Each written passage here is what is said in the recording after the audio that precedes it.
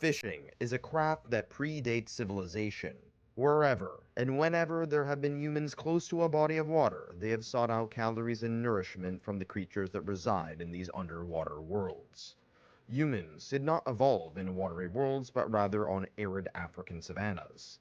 Yet these humans would occasionally come across watering holes, lakes, rivers, and other freshwater bodies as they expanded, and they would eventually interact with saltwater bodies. After all, humans trace their evolutionary origins to the seas, and so they would be reunited with the seas.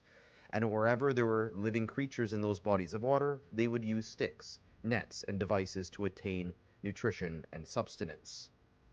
Over this course of this video, I'm going to be covering some of the origins of the most popular seafoods, namely types of fish. In my next video, though, I'm going to be covering many of the invertebrates that make up much of our seafood diet, such as shrimp, clams, octopi, and squid. Now, it's important to note that many of the terms we use, like fish, aren't actually ironclad scientific categories. In many circumstances, humans would be considered fish, given that we did evolve from fish, specifically lungfish. If you don't know what a lungfish is, well, you can just thank this guy because he's your great-great-great-great-grandpappy times 10 million trillion. Regardless of these shaky definitions, I'm going to be using our standard understanding of what a fish is, usually an aquatic animal with gills, a spine, and more accurately a vertebrate. And for this reason, animals like lobsters, crabs, squid, shrimp, oysters, mussels, etc. will not be included, but there will be a separate video to cover invertebrate seafood. Keep in mind that many of the terms I'm going to be using primarily refer to marketing categorizations that we use to eat fish rather than scientific terms, and those probably deserve their own video. So I'm going to start off with tuna, arguably the most famous and most important source of seafood protein in the world. Tuna are very large saltwater fish, and they're actually part of the mackerel family, but as far as culinary use is concerned, they're usually considered to be part of their own unique category. One thing that is quite remarkable about tuna is that they're one of the few types of fish that are actually warm-blooded, meaning that they are able to retain internal body temperatures that are different, usually warmer, than those of their surroundings. This enables them to live in a wide variety of environments. From a human perspective, we tend to think of tuna as food, and not necessarily as prey. However, when it comes to nearly any other type of animal in the ocean, tuna are oftentimes the top predators. People just really underestimate the size of tuna. Some of them are absolutely gigantic, however, nonetheless, they are not filter feeders. They actually hunt, and they're damn good hunters at that. With the exception of sharks, dolphins, and a few other types of predators, tuna really aren't freaking out about much of their cohabitants in the ocean, outside of course humans and their boats. Don't let their plump size fool you either, though. They're actually one of the fastest fish in the world, an attribute necessary for their specific hunting techniques. If you have eaten tuna, you probably are most familiar with the bluefin tuna, which resides in both the Pacific and the Atlantic. But chances are, if you've eaten bluefin tuna, it's probably from the Atlantic, given the fact that they're far more common. While counterintuitive, much of the bluefin tuna that is eaten in sushi across the world outside of Japan primarily comes from Atlantic bluefin tuna, despite the fact that Japan is a Pacific island nation. Pacific bluefin tuna have had some success recently due to the regrowth in numbers, but this is large in part due to recent international trade treaties over the past few years. Thankfully, their numbers are promising. Another type of widely eaten tuna is the Pacific yellowfin tuna. These are found predominantly in tropical waters. Thankfully, due to better conservation efforts and fishing regulations, most species of tuna today are of least concern when it comes to their conservation status, despite the fact that humans consume gigantic sums of these fish every year. And this is truly a testament to not only the forward-thinking skills at the hands of humans, but also the astounding resilience of various species of these fish. Salmon is next on the list. This fish primarily resides in temperate waters, but what's so unique about salmon is that their lifespan contains both fresh and salt water, as they're born in freshwater bodies, where the predators are clearly smaller and the competition isn't as vast. They oftentimes reside parts of their early lives in ponds, lakes, and river systems where the food is quite abundant. Then, as they grow up, they eventually travel downstream as they enter adulthood. And by the time they're full grown adults, they have arrived at seawater. What is even more remarkable is the journey back. When it's time to mate, salmon will travel upstream under the very arduous task of jumping up and down creeks and rivers, perilous rivers, oftentimes rife with predators ready to eat them. They will eventually return to the place of their birth, or at the very least another freshwater body similar to the place of their birth, and will lay many eggs and die. Salmon have adapted to colder waters, which is why most of them by and large are relegated to the temperate world. While Atlantic salmon are still fairly common, they're nowhere near as common as the salmon of the Pacific, specifically the Pacific Northwest of North America. If you eat salmon, it most likely came from a stock of blueback salmon. This is part of the reason why Alaska, British Columbia, Washington State, and Oregon are known for having some of the best salmon in the world. After all, this region of North America has great bodies of fresh water, inland mountain ranges with temperate climates, and access to the Pacific Ocean. Salmon is also one of the most popular sources of fish due to its taste and excellent nutritional value, and the demand of salmon has increased drastically to the point that we now see aquaculture. Oftentimes, aquaculture operations will hatch salmon fry in freshwater and then eventually release them into freshwater bodies so they can live out their lives and return to the ocean. Now, it's worth pointing out that there is not one ironclad aquaculture technique, there are actually several. With the advent of hydroelectric power, we see a lot of dams that have been built up, and now some of them have even allowed passages for salmon and other fish species to pass through. One more fun fact is that the natural color of salmon meat that has that distinctive orangish pinkish color that we oftentimes just refer to as salmon is actually dyed for marketing purposes. Yeah, I know, it's disappointing. Let's move on to another type of fish you've almost certainly heard of, sardines. In sharp contrast to tuna, which are high in the food chain, and salmon, which are in the middle of the food chain, sardines are at the very bottom of the food chain, at least as far as animals are concerned. Obviously, they're higher than plankton. These gather in massive schools, which make them excellent for fishing, given the fact that you can get a great deal of them by using large nets, although bycatch is oftentimes an issue in these circumstances. They're very oily, which makes them a great source of macro and micronutrients. Sardines actually aren't a species or even a genus. You probably have heard of the term herring. This is a more scientifically accurate term, but sardines are still used in marketing. They're sort of a catch-all term, pun intended. Their high oily content has made them very popular for mariners. After all, it was the people sailing these boats who were the most likely to eat them. And since they're small, they could easily be transported, and with the application of certain acids like lime or lemon juice and pickling salts for curing, or perhaps smoking, they could be preserved for longer distances. The preservation of sardines was very important before refrigeration. After all, it kept the crew alive on long voyages. Essentially, with the rise of industrialization and tin can processing, it would become much easier to preserve sardines over even longer distances, and would become a quite staple food source for many cultures around the world, particularly those on low budgets. One issue is that oftentimes this leads to higher deadly metals like mercury, despite their small size, and we'll get to that in a moment. Next on the list are mackerels. Now, you've almost certainly heard of the word mackerel, seen it on labels at grocery stores, fisheries, and restaurants. However, you probably can't conceive of what a mackerel looks like specifically in your head, outside of just being some generic fish, as it doesn't hold an important role in the human imagination as far as food is concerned. Generally speaking, mackerels just kind of refer to a variety of different fish species in the open ocean. These fish tend to live far away from the shores, but not necessarily in the deepest abysmal depths.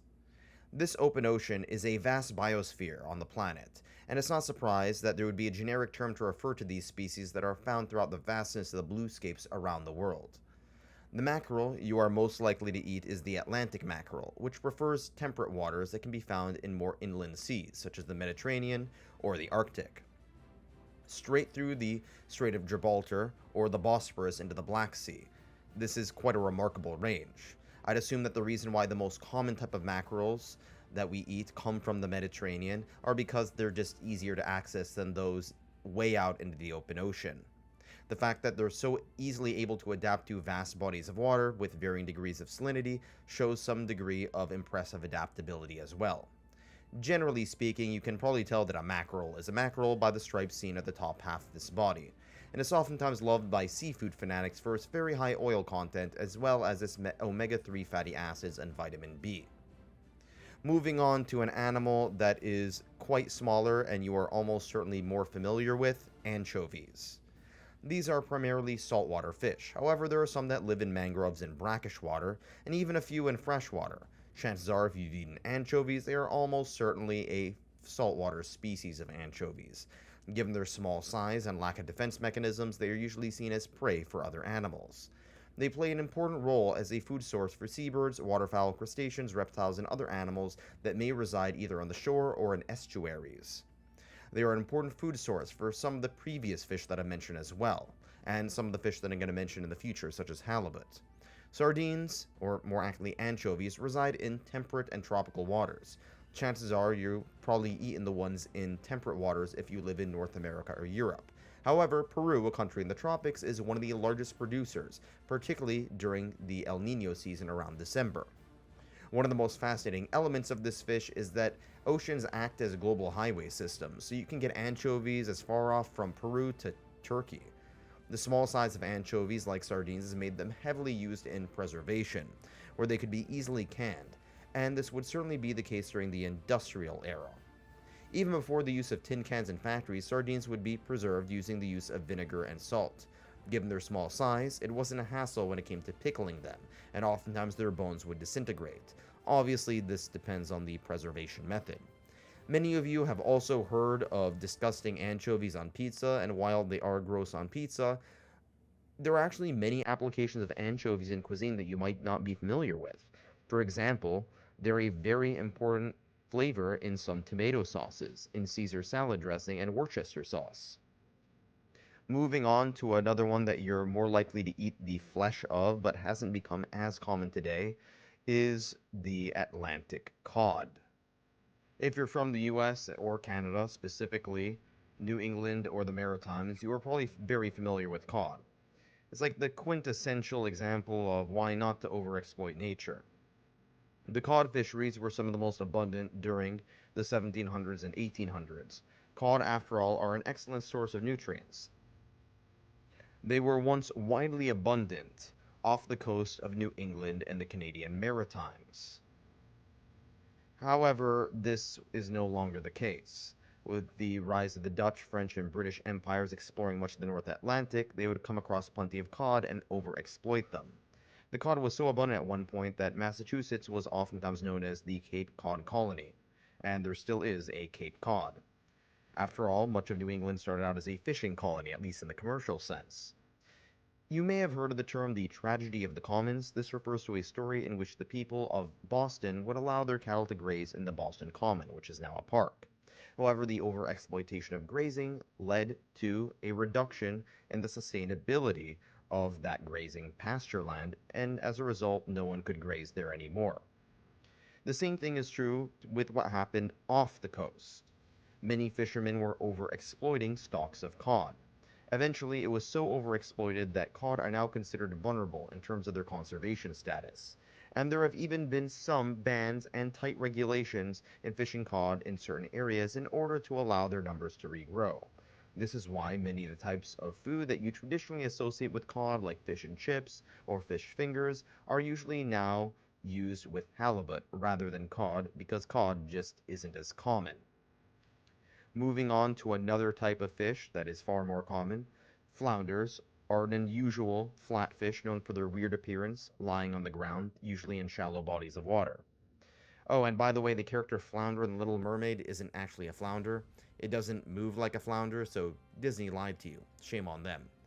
Flounders are the masters of camouflage, and they're pretty easy to fish given that they reside oftentimes in shallow waters, oftentimes close to the surface of the sandbed. Their soft texture makes them excellent for frying. You may have also heard of the term halibut. Halibut are also a type of flatfish. However, halibut is not a scientific term either. Halibut, at the end of the day, is more of a catch-all term for flatfish or flounders that are usually larger and lie on the left side of their bodies with both of their eyes pointing at the right side of their bodies, facing upward. Obviously, it doesn't make sense to look at the sand. Overall, if you eat fish and chips or any sort of other breaded fried fish, there's a very good chance that it's halibut. After all, it's relatively cheap, relatively common, and its soft texture is great for deep frying or even pan frying. Let's move on to a fancier type of fish that you may or may not have eaten, although one that I think is really underrated just in the way that it looks, and that is the Mahi-Mahi. This is a lesser known fish, probably most well known for its greenish yellow color, in sharp contrast to the mackerel, which lives in the open ocean. Mahi-Mahi generally prefer to live close to the coast, where they get easier access to prey. This is why they also tend to prefer tropical and subtropical waters. However, they are occasionally found in temperate waters as well. They're pretty high on the food chain, and they eat a variety of fish and invertebrates. This may be why they're so close to the coast oftentimes despite their large size. After all, they want to eat crabs and shrimp, etc. Given the fact that they're oftentimes found in shallow waters, it's fairly easy to fish them. These are also some of the most migratory fish in the world, and they can be seen in various artistic depictions throughout the Bronze Age in the Eastern Mediterranean. However, today, much of the fishing is done as far away from the Mediterranean as the Caribbean and Gulf of Mexico. Another type of fish you probably have seen in the supermarket, probably don't think too much of, are snappers. This again is a generic categorization, not unique to any species, but actually includes over 100 different species of ray fin fish, primarily in tropical waters in the middle of the food chain. The most famous of which is probably the red snapper, which again isn't really a species, but rather a marketing term. It's used to refer to a number of species throughout the world. Moving on to something more iconic, the grouper. These are the gigachads of bony fish. They are colossal, and at the very least have the potential to be colossal.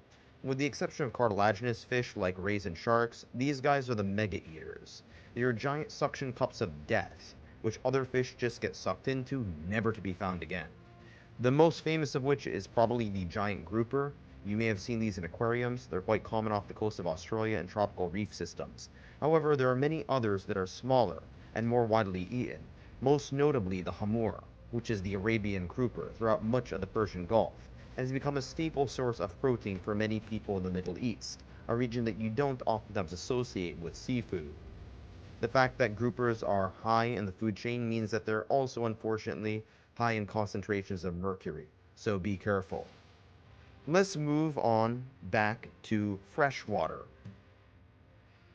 or at the very least halfway to freshwater, with trout. The rainbow trout is the most common type of trout eaten, and like the salmon, they lay their eggs in temperate freshwater. And by the time they're ready to enter adulthood, they travel downstream into saltwater to live for a few years before returning back to their freshwater bodies of origin to repeat the cycle. While not as popular as salmon as far as humans are concerned, trout do play arguably a more important role in the greater ecological ecosystem around the Americas, given the fact that they provide a rich source of protein, fat, and calories for a large number of terrestrial animals, such as bears, otters, eagles, and others. They have also been reintroduced to areas that they have once gone extinct in, such as certain areas of the highlands of Peru and other water systems, all the way up to the Great Lakes of North America. And let's move on to another fish that is vastly different than any of the others I've covered. You probably have heard of it. It is called the sturgeon.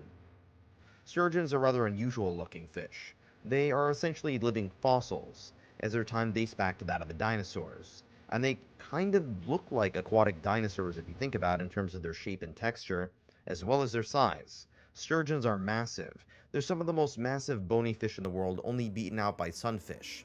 The most famous sturgeon is the beluga. These can be found in the Caspian Sea, which isn't actually a sea, but rather the world's largest freshwater lake. The size of this massive freshwater ecosystem allows sturgeons to essentially be the largest freshwater fish. Beluga sturgeons are obviously famed for their caviar, and these eggs are incredibly expensive. In my opinion, this isn't because the eggs taste good. After all, KFC probably tastes better. It's really because these eggs are very difficult to create and cultivate. It may take over a decade for the female to grow enough to produce a sufficient amount of eggs that can be profitable for fisheries and for fishermen. And there you have it. That's my brief overview of some of the most popular fish that we eat. Now obviously there are some that I missed out. We could talk about swordfish or scorpionfish, or maybe even more depressingly sharkfin soup. But all of those are subjects for another time. If you like this video, please subscribe. It really helps me out as my channel is pathetically small. Thanks for watching.